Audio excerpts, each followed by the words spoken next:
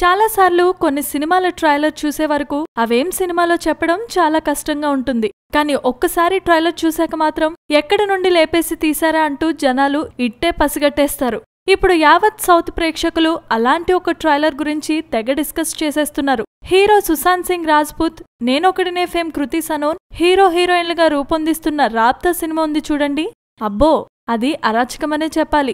బాలీవుడ్ డోలిక అబ్బో, హీరో హీరోయిన్లు ఎప్పుడో గత జన్మలో ప్రేమికులు ఇప్పుడు పునర్జన్మలో సాధించుకున్నారు అంటూ గొప్పగా అనిపించొచ్చు. కానీ నిజానికి ఈ సినిమా మొత్తం మగధీర సినిమాకు యాజ్ టీజ్ జిరాక్స్ కాపీలా ఉంటుంది.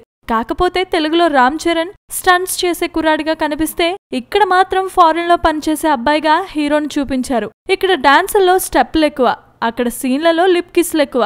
ఇక ఇంటర్వెల్లో నీళ్ల పొర మధ్య నుండి భైరవ చీల్చుకొచ్చే సీన్ ఉంది చూశారు, యాజ్ టీజ్ దింపేశారు. అయితే మగధీర రైట్స్ ను కొనుక్కొని ఈ సినిమా తీశారా, లేకపోతే జస్ట్ కాపీ కొట్టేసి పనికానిచ్చేశారా అనే విషయం మాత్రం తేలాల్సి ఉంది. కొత్త దర్శకుడు దినేష్ విజన్ రూపొందిస్తున్న ఈ సినిమా కోసం కృతి తన అందాలను బాగానే ఆరిపోసింది. అలాగే సుశాంత్ కృతి మధ్యన ఏదో కెమిస్ట్రీ నడుస్తున్నట్లు ఆల్రెడీ రూమర్స్ ఉన్నాయి.